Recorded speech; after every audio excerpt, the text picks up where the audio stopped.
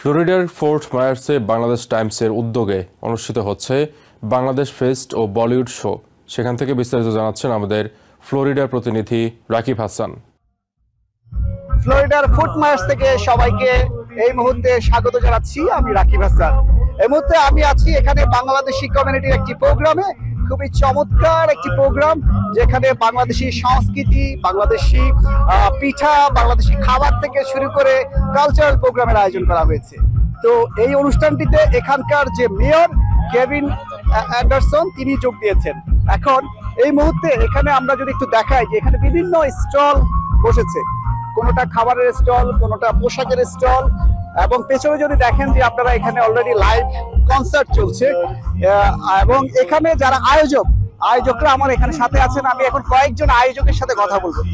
প্রথমে আমরা কথা বলি আয়োজক বক্তিয়ার ভাইয়ের সাথে। আপনার অনুভূতিটা বলুন যে আসলে কি উদ্দেশ্যে এই আয়োজন?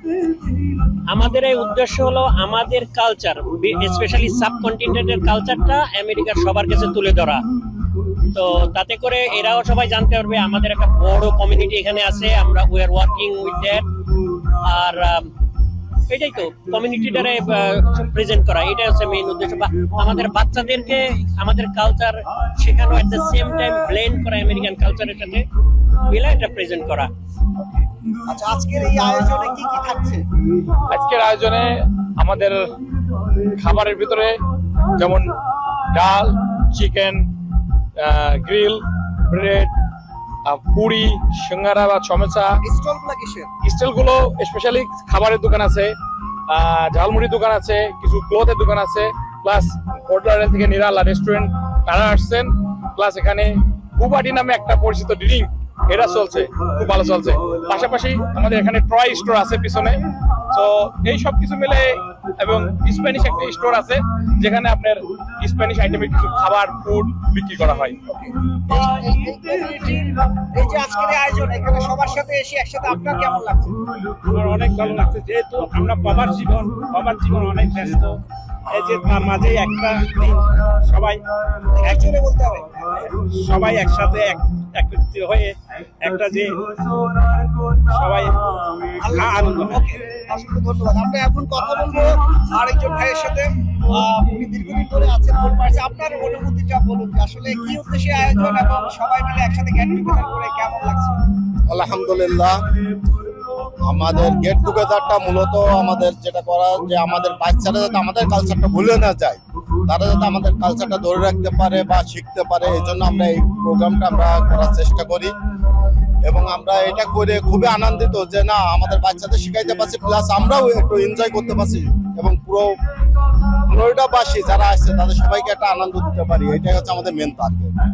এবং আমরা সেটাই করার চেষ্টা করতেছি। এখানে শুধু বাংলা বা বাঙালি সংস্কৃতি না, অন্যান্য সংস্কৃতিরও আমরা পারফরমেন্স দেখেছি। ওই উদ্দেশ্যটা ওই যে বললাম যে আমাদের culture, American culture, Spanish culture mix করে, মানে ওদের ক্লোজে যাওয়া। তাহলে আমরা যদি ইন্টারকালচারে এক্সচেঞ্জ করা, বেসিক্যালি এইটাই আমাদের মেইন টার্গেট। আমাদের কালচারটা আমরা যদি ওদের সাথে ব্লেন্ড না করি, তাহলে এটা is hard to present hour culture. That's why we try to blend the culture. আপনার কেমন লাগছে? আপনার বয়সী খুবই ভালো লাগছে। আমরা সচরাচর বাইরে থেকে কেউ একত্রিত হওয়ার সুযোগটা খুব কম হয়, সেই হিসেবে আমরা যে অনুষ্ঠান করছি, অনেক লোক আসছে, আরো লোক আসবে, তো সবাই ভালোই লাগছে এবং আশা করি আরো অনেক লোক। আচ্ছা, কি অবস্থা? এখানে তো বাচ্চা-কাচ্চা নিয়ে এসেছেন, কেমন? হ্যাঁ, একটু বিজি আছি বাচ্চাদের। কেমন ফিল করছেন? অনেক ভালো ফিল করতেছে, ওরা অনেক ফান করতেছে, বাবল খেলতেছে, টয় স্টোর আছে এন্ড এভরিথিং। কালচারটা চিনার চেষ্টা করতেছে আর কি। আমরা যদি আরেকটু দেখাই যে এখানে অলরেডি এখানে গান চলছে এবং এখানে অনেক দর্শক আছে। আমরা একটু দর্শকদেরকে দেখাই যে তারা ফ্লোরিডার বিভিন্ন প্রান্ত থেকে এখানে এসেছে, বিশেষ করে মিয়ামি থেকে, টাম্পা থেকে, ফোর্ট মায়ার্স এবং ন্যাপলস থেকে সবাই এসেছে। তো এখানে যারা এসেছে তারা সবাই বাঙালি সংস্কৃতি না শুধু কেবল, এখানে স্প্যানিশ নাচ গান হয়েছে, হিন্দি নাচ গান হয়েছে এবং বাংলাদেশি নাচ গান হয়েছে। তো তারা মূলত আসলে যে ইন্টারকালচারাল যে কমিউনিকেশন, অর্থাৎ একটা সংস্কৃতির সাথে আরেকটা সংস্কৃতির মানুষের যে যোগাযোগ, যে মেলবন্ধন, সেটাকে এস্টাবলিশ করার জন্য আসলে আজকের এই আয়োজন। তো ফ্লোরিডার ফোর্ট মায়ার্স থেকে Rakib Hasan, TVN 24। New York থেকে সম্প্রচারিত TVN 24 টেলিভিশন বিশ্বজুড়ে বাঙালির কণ্ঠস্বর।